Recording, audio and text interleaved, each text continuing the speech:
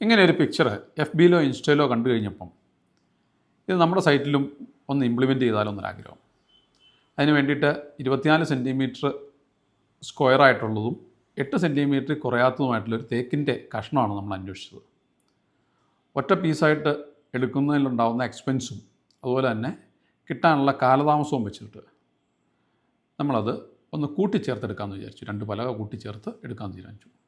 അതിന് വേണ്ടിയിട്ട് നമ്മളെ ഹെൽപ്പ് ചെയ്തത് കാർപ്പൻ്റർ അനീഷും ശ്രീകുമാറുമാണ്.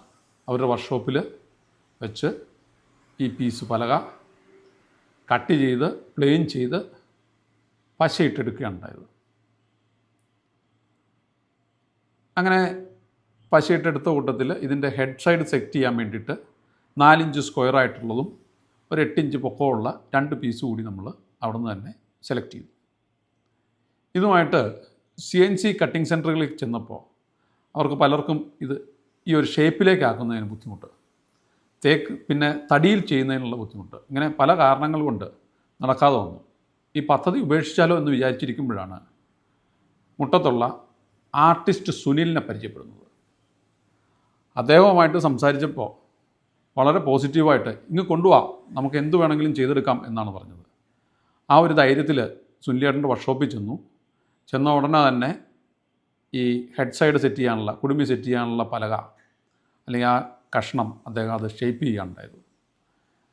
വളരെ കാലമായിട്ട് ഉപയോഗിക്കാതിരുന്ന അദ്ദേഹത്തിൻ്റെ കടച്ചിൽ മെഷീൻ, അതിലെ ഇലക്ട്രിക് കണക്ഷനും പൊടി തട്ടിയൊക്കെ എടുത്ത് ഇലക്ട്രിക് കണക്ഷൻ എല്ലാം സെറ്റാക്കി അതിൽ വെച്ച് കുടുമി സെറ്റാക്കി.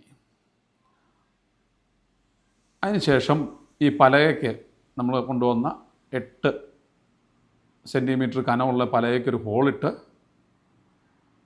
ആ ഹോളിനകത്തേക്ക് ഈ കുടുമി പശയിട്ട് ഉറപ്പിക്കുന്നതിനുള്ള പരിപാടികളാണ് നമ്മൾ ചെയ്തത് ആദ്യത്തെ ദിവസം. അതങ്ങനെ പശയിട്ട് സെറ്റ് ചെയ്ത് വെച്ചു.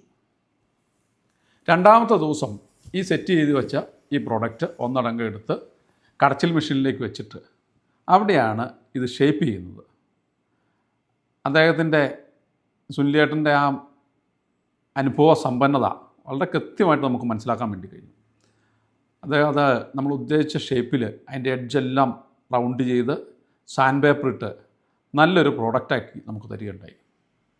ഈ പ്രോഡക്റ്റ് നേരെ സൈറ്റിൽ കൊണ്ടുവന്നു, അത് പോളിഷ് ചെയ്ത് ആവശ്യത്തിനുള്ള ഇലക്ട്രിക്കൽ ഹോൾഡറും വയർ ഉൾപ്പെടെയുള്ള സാധനങ്ങൾ സെറ്റ് ചെയ്യാനുള്ള പണികളെല്ലാം ചെയ്ത് നമ്മൾ പിടിപ്പിക്കുകയുണ്ടായത്. ഇതിൻ്റെ എക്സ്പെൻസ് മാത്രം എത്രയാണെന്ന് ആരും ചോദിക്കരുത്. പ്രോഡക്റ്റ് ഇഷ്ടപ്പെട്ടോ ഇല്ലയോ ഒന്ന് പറയണേ.